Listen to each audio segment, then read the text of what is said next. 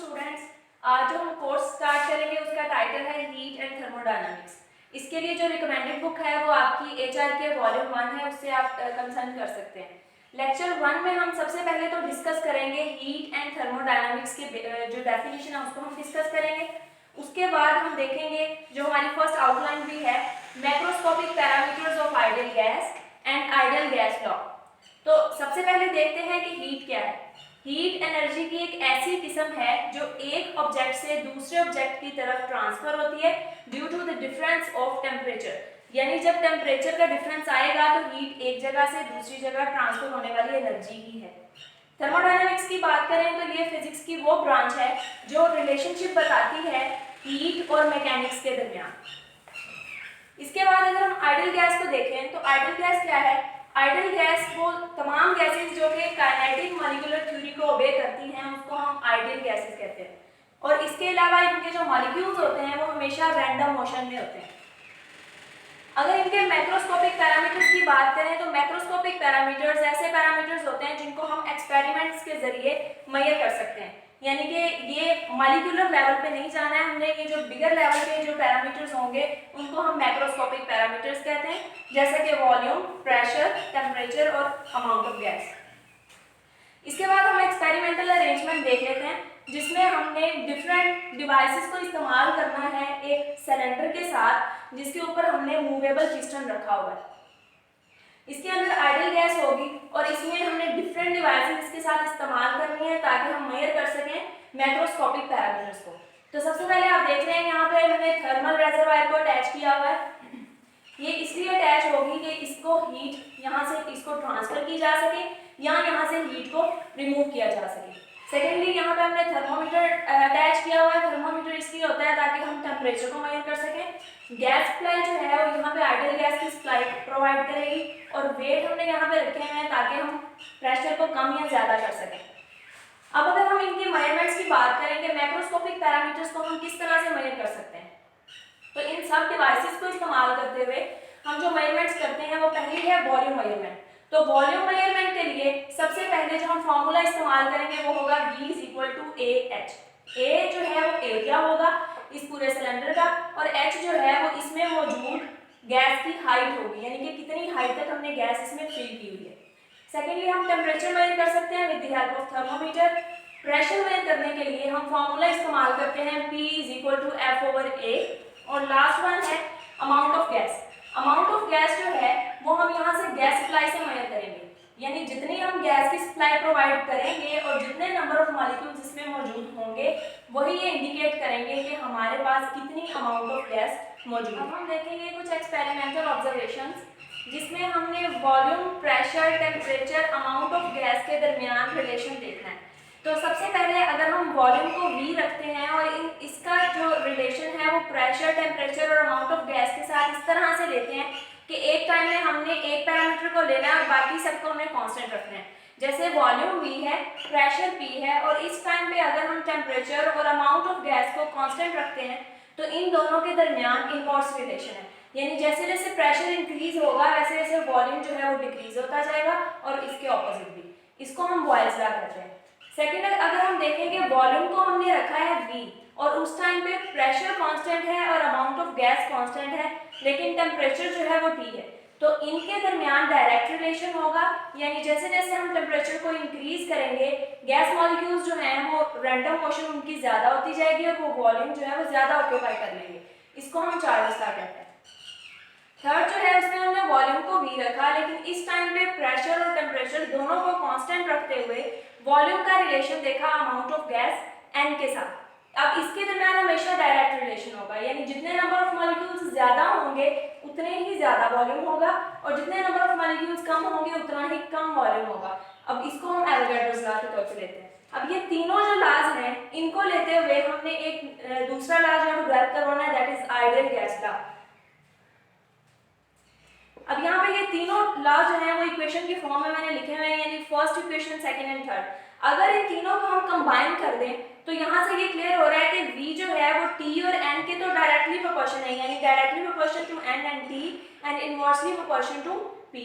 अब यही वाला P अगर हम इधर शिफ्ट कर देते हैं तो यहाँ पे ये वाला जो एक कांस्टेंट हम जो इंट्रोड्यूस करवाएंगे लिए वो होगा K, that is Boltzmann constant, और उसकी वैल्यू हमेशा कांस्टेंट ही रहेगी, दैट इज 1.38 into 10⁻⁻23 जूल पर केल्विन। अब अगर हम मोल्स की बात करें कि मोल्स की टर्म में हमने इसको कन्वर्ट करना है, इसी स्टेटमेंट को, यानी क्वेश्चन नंबर 4 जो है इसी को हम मोल्स में कन्वर्ट करते हैं। तो सबसे पहले टोटल नंबर ऑफ मॉलिक्यूल्स जो सिलेंडर में मौजूद होंगे आइडियल गैस के, उसको हम n के तौर पे ले लेते हैं। 1 मोल ऑफ गैस जो है उसमें जितने नंबर ऑफ मॉलिक्यूल्स होंगे वो Na है, यानी एवोगैड्रोस नंबर। इसी तरह अगर हम n नंबर ऑफ मॉलिक्यूल्स की बात करते हैं तो अगर हमने यहाँ पे 1 की जगह पे n लगाया तो इधर भी हम n के साथ मल्टीप्लाई कर देंगे। अगर n नंबर ऑफ मॉलिक्यूल्स की बात करें तो ये basically total number of molecules of gas ही हैं, इसलिए हम इक्वेशन 5 और इक्वेशन 6 को कंपेयर कर सकते हैं। तो हमारे पास जो रिलेशन आएगा वो होगा n = n × Na। अब यही इक्वेशन हम पुट कर देते हैं इक्वेशन नंबर 4 में। यहाँ पे n की जगह पे अगर हम n × Na प्लेस कर दें तो हमारे पास जो फाइनल इक्वेशन बनेगी उसमें ये होगा कि हम k और Na की जगह पे एक नया कांस्टेंट इंट्रोड्यूस करवा देंगे, that is ideal gas constant R, और इसकी जो वैल्यू होगी वो होगी 8.314 जूल पर मोल इनटू केल्विन। तो इस तरह से जो हमारा जो फाइनल रिलेशन बनेगा आइडियल गैस लॉ के लिए वो है PV = nRT। अब हम देखेंगे आइडियल गैस मॉडल, इसके कुछ हम यहाँ पे पोस्टुलेट्स देख लेते हैं। पहला जो हमने देखना है वो ये है कि ये कंसिस्ट कर रहा होता है पॉइंट पार्टिकल्स पे। अब ये जो पॉइंट पार्टिकल्स हैं इन्हीं को हम मॉलिक्यूल्स भी कहते हैं। दूसरा ये जो यही वाले मॉलिक्यूल्स होते हैं ये हमेशा रैंडम मोशन में होते हैं और इनकी सिर्फ और सिर्फ काइनेटिक एनर्जी होती है, लेकिन इनकी पोटेंशियल एनर्जी नहीं होती है। और जो इनकी कोलिजन होती है वो परफेक्टली इलास्टिक होती है। इलास्टिक मतलब ऐसी कोलिजन जिसमें एनर्जी और मोमेंटम कंजर्व है। उसके बाद यही वाले जो मॉलिक्यूल्स होते हैं यानी पॉइंट पार्टिकल्स होते हैं ये प्रेशर एक्सर्ट करते हैं on the walls of container, यानी जिस कंटेनर में हमने गैस को इनक्लोज किया हुआ है ये जो रैंडम मोशन जब करेंगे तो ये कुछ ना कुछ प्रेशर वॉल्स ऑफ कंटेनर पे भी एक्सर्ट करेंगे। उसके बाद अगर हम STP पे बात करें यानी स्टैंडर्ड टेम्परेचर प्रेशर पे, तो total 3 × 10⁻25 molecules per unit volume gas ideal gas के जो है वो मौजूद होते हैं। लास्ट जो पॉइंट है वो ये है कि जो हमारा आइडियल गैस मॉडल है ये रिलेट करता है मैक्रोस्कोपिक पैरामीटर्स को माइक्रोस्कोपिक पैरामीटर्स के साथ, यानी हम सिर्फ बड़े लेवल की बात नहीं करेंगे बल्कि ये मॉलिक्यूलर लेवल तक भी हमें जो है वो एक्सप्लेनेशन देता है। नेक्स्ट जो हमारा आर्टिकल है वो है काइनेटिक कैलकुलेशन ऑफ प्रेशर, यानी अब हमने इसमें प्रेशर को मेजर करना है और उसका काइनेटिक एनर्जी के साथ क्या रिलेशन है वो हमने डिस्क्राइब करना है। तो सबसे पहले हम देखेंगे कि प्रेशर क्या है। प्रेशर जो है वो कोई भी ऐसा मोमेंटम है जो ये मॉलिक्यूल्स जो इस कंटेनर के अंदर मौजूद हैं, ये मॉलिक्यूल्स जो हैं जब ये इन वॉल्स पे ये जो इसकी वॉल्स होंगी कंटेनर की उस पे जो ये मोमेंटम एक्सर्ट करेंगे per unit time per unit area, उसी को हम कहेंगे प्रेशर। तो सबसे पहले हम कंसीडर करते हैं कि हमारे पास एक क्यूबिक शेप का एक बॉक्स है जिसमें हमने गैस मॉलिक्यूल्स इनक्लोज किए हुए हैं। अब ये वाले जो गैस मॉलिक्यूल्स हैं ये रैंडम मोशन में हैं और तीनों एक्सिस में अपनी जो मोशन है वेलोसिटीज जो है वो तीनों एक्सिस में कवर कर रहे हैं, यानी कि इनकी जो वेलोसिटीज होंगी वो x एक्सिस में भी होंगी, y एक्सिस में भी होंगी और z एक्सिस में भी होंगी। जब एक मॉलिक्यूल रैंडम मोशन करेगा तो वो तीनों एक्सिस में मूव कर सकता है, इसलिए जब v1 की हम बात करेंगे यानी फर्स्ट मॉलिक्यूल उसकी जो वेलोसिटी होगी वो x एक्सिस में भी होगी, y में भी और z में भी, और इसी तरह nth तक जब हम जाएंगे क्योंकि हमने कहा इसमें n नंबर ऑफ मॉलिक्यूल्स हैं तो n वाले के भी n of x, n of y and n of z velocities होंगी। अब अगर हम बात करें फर्स्ट मॉलिक्यूल की, यानी हमने इनमें से कोई भी एक मॉलिक्यूल को फर्स्ट मॉलिक्यूल के तौर पे कंसीडर किया और इसकी x एक्सिस में हमने देखनी है कि इसकी डायरेक्शन क्या वो इसका टाइम क्या होगा जिस टाइम में ये डिस्टेंस कवर करके इस पॉइंट से इस पॉइंट तक जाएगा। अब यहाँ पे कुछ फेजेस हमें नजर आ रहे हैं A, B, C, D। अगर हम इस फेज को कवर करें और यहाँ से E, F, G, H वाले फेज को कवर करें तो इस दीवार से इस दीवार तक यानी ये जो पूरा हमने बॉक्स लिया हुआ है इसकी इस वॉल से इस वॉल तक आने के लिए जो फर्स्ट मॉलिक्यूल टाइम लेगा वो होगा डेल्टा T = 2L/v1x। अब ये टाइम कहाँ से आया होता है कि जो टाइम है वो हम मेजर करने के लिए हम फार्मूला इस्तेमाल कर सकते हैं। S = vt से टाइम का फार्मूला हमारे पास आ जाएगा S/v = t। अब ये जो S है उसकी जगह पर हमने 2L क्यों प्लेस किया, क्योंकि हमने यहाँ पे देखा कि ये इनके दरमियान कोई भी हम बॉल्स ले लेते हैं तो उनके दरमियान की जो लेंथ है उसको हमने L कहा हुआ है। अगर ये L लेंथ है तो एक मॉलिक्यूल जो E, F, G, H phase से लेके A, B, C, D phase तक आता है वो L लेंथ कवर करेगा, और जब यहाँ से टकरा के ये वापस जाएगा तो फिर ये L लेंथ कवर करेगा। तो टोटल जब ये मॉलिक्यूल यहाँ से यहाँ तक गया और वापस इसी पॉइंट पे आया तो यहाँ तक आते हुए उसने 2L डिस्टेंस कवर किया, और उसकी वेलोसिटी जो है, क्योंकि हम x डायरेक्शन में ले रहे हैं तो उसकी वेलोसिटी हम v1x ले लेंगे।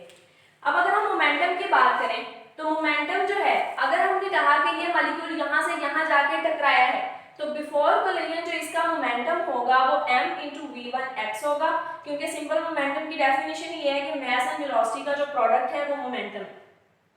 अगर हम यहाँ से टकराने के बाद जब ये मॉलिक्यूल वापस जाता है तो उस टाइम में हम इसका मोमेंटम देखेंगे, तो मोमेंटम जो है उसकी मैग्नीट्यूड तो सेम होगी लेकिन इस केस में उसकी डायरेक्शन अपोजिट हो चुकी होगी।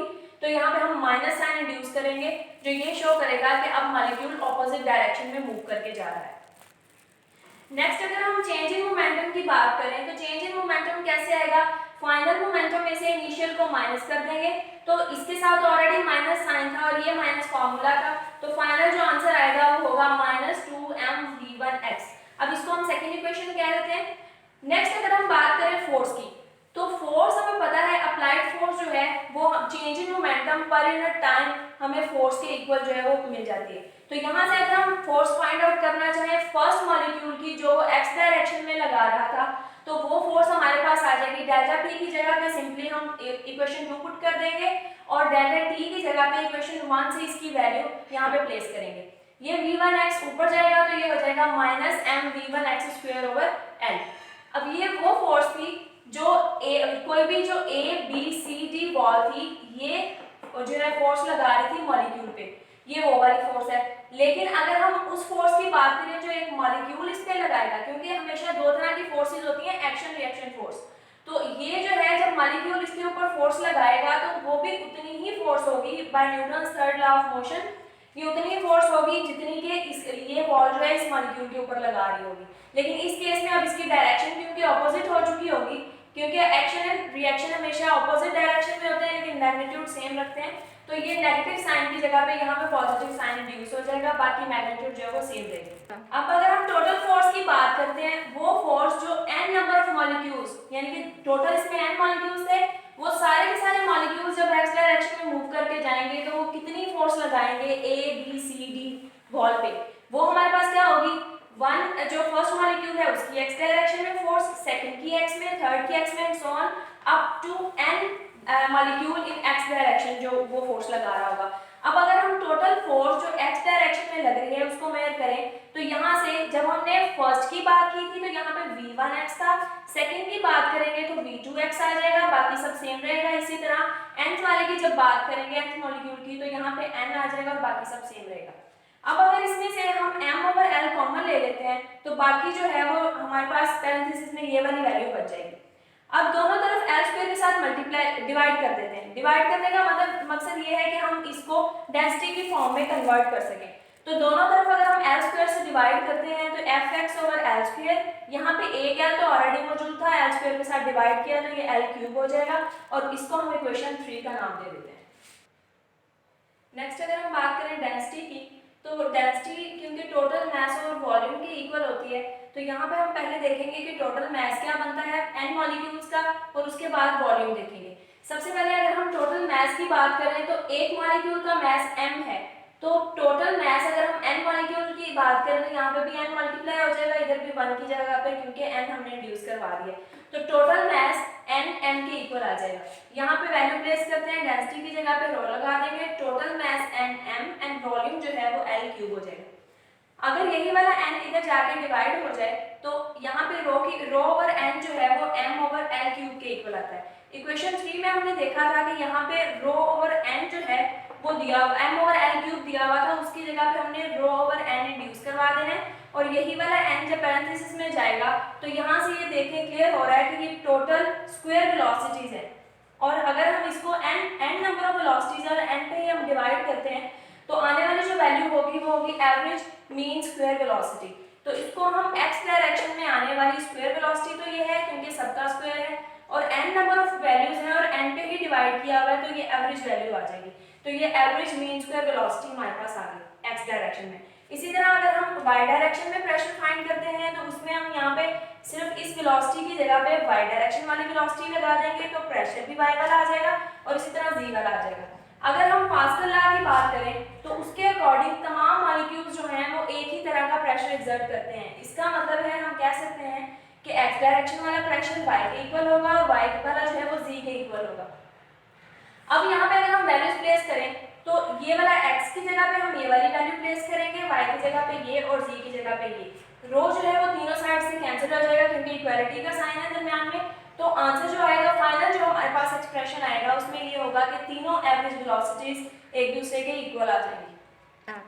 अगर वेक्टर एडिशन की बात करें तो वेक्टर एडिशन में हमने ये देखा हुआ है कि जो इसको आपने फर्स्ट ईयर में डिटेल में पढ़ा होगा कि जब हम टोटल वेक्टर लेना चाहते हैं तो मतलब कोई भी वेक्टर लेना चाहें तो सबसे पहले उसके रेक्टेंगुलर कंपोनेंट्स को ऐड करना होता है।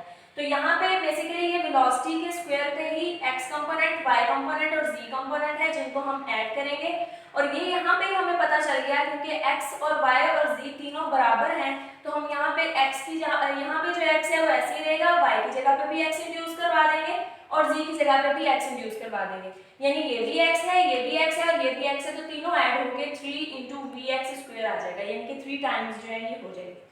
अब अगर हम यहाँ पे vx² की वैल्यू लेना चाहें तो यही वाला 3 जो है वो दूसरी साइड पे जाके डिवाइड होगा और फाइनल एक्सप्रेशन हमारे पास ये बन जाएगा। जैसा कि पहले हमने यहाँ पे एक्सप्लेन किया है कि प्रेशर x एक्सिस में जो था वो rho into average mean square velocity के इक्वल था। तो यहाँ पे अगर हम बात करें क्योंकि हमने कहा कि पास्कल लॉ के अकॉर्डिंग तमाम मॉलिक्यूल्स जो हैं वो x, y और z डायरेक्शन वाले जो है वो सेम प्रेशर एक्सर्ट कर रहे होंगे, तो हम कह सकते हैं कि जो टोटल प्रेशर है वो P of x के ही इक्वल है, यानी इन जनरल हम इसको P लिख सकते हैं। P is equal to P of x is equal to rho into vx², same यही वाली इक्वेशन लिखी है। अब यहाँ पे vx² की वैल्यू जो हमने यहाँ से फाइंड आउट की थी वही हम यहाँ पे प्लेस कर देते हैं, तो फाइनल एक्सप्रेशन जो हमारे पास बनेगा, अब देखिए यहाँ पे रो की जगह पे n/m/l³ इंड्यूस करवाया वो यहाँ से आया है जो हमने यहाँ पे डेंसिटी फाइंड की थी, यही वाला एक्सप्रेशन हम यहाँ पे पुट करेंगे तो P की वैल्यू हमारे पास ये बन जाएगी। अब यही वाला जो प्रेशर की वैल्यू है इसको मजीद सिंप्लीफाई करने के लिए और इसको क्योंकि हमने काइनेटिक कैलकुलेशन कहा हुआ है तो इसका मतलब हमने इसको काइनेटिक एनर्जी की फॉर्म में लेके आना है, तो इसके यहाँ पर काइनेटिक एनर्जी बनाने के लिए हम इसको मजीद सिंप्लीफाई करेंगे। तो सबसे पहले हम यहाँ पे देख लेते हैं कि हमने इसके अंदर हम जो है वो काइनेटिक एनर्जी बनाना चाह रहे हैं। v² तो ऑलरेडी यहाँ पे है, m भी है, इसका मतलब है हमें 1/2 और लेके आना पड़ेगा, तो इसको 2 के साथ मल्टीप्लाई एंड डिवाइड कर देते हैं, तो ये हो जाएगा 2/3 n/l³ और यही वाला m जब इसके साथ चला गया और 1/2 यही वाला इसके साथ आ गया, यानी 2 के साथ मल्टीप्लाई किया था और ये डिवाइड हुआ, तो ये पूरा एक्सप्रेशन काइनेटिक एनर्जी के इक्वल आ जाएगा। और अब यहाँ पे क्योंकि n/l³ ये क्या बन रहा है, number of molecules per unit volume, तो नंबर ऑफ मॉलिक्यूल्स भी कांस्टेंट है और वॉल्यूम भी कांस्टेंट टर्म ही होगी, तो टोटल इसकी जगह पे हम एक नया कांस्टेंट n0 इंड्यूस करवा सकते हैं जो इंडिकेट यही करेगा कि ये number of molecules per unit volume है। अब यहाँ पे प्रेशर जो है वो इक्वल आ जाएगा 2/3, इसकी जगह पे n0 और इसकी जगह पे हम काइनेटिक एनर्जी इंड्यूस करवाएंगे, तो यहाँ से ये क्लियर हो गया कि प्रेशर जो है क्योंकि ये कांस्टेंट टर्म है तो हम लिख सकते हैं कि pressure is directly proportional to average kinetic energy, यानी जितना ज्यादा काइनेटिक एनर्जी को हम बढ़ाते जाएंगे उतना ज्यादा प्रेशर जो है वो इंक्रीज होता जाएगा और इसके उल्टे। ये था हमारा लेक्चर 1, एक दफा इसकी समरी की तरफ चलते हैं। आज हमने जो डिस्कस किया, पहले हमने इंट्रोडक्शन देखा कोर्स का, उसके बाद आइडियल गैस को डिस्कस किया, देन हमने macroscopic parameters of ideal gas देखे, उसके बाद हमने आइडियल गैस लॉ को डिस्कस किया, आइडियल गैस मॉडल, और अभी हमने जो देखा वो काइनेटिक कैलकुलेशन ऑफ प्रेशर था। तो ये उम्मीद करती हूँ कि आपको ये सारे टॉपिक्स अच्छे से समझ आ गए होंगे। फिर भी अगर कोई क्वेश्चन हो तो आप हमारे लाइव सेशन में पूछ सकते हैं।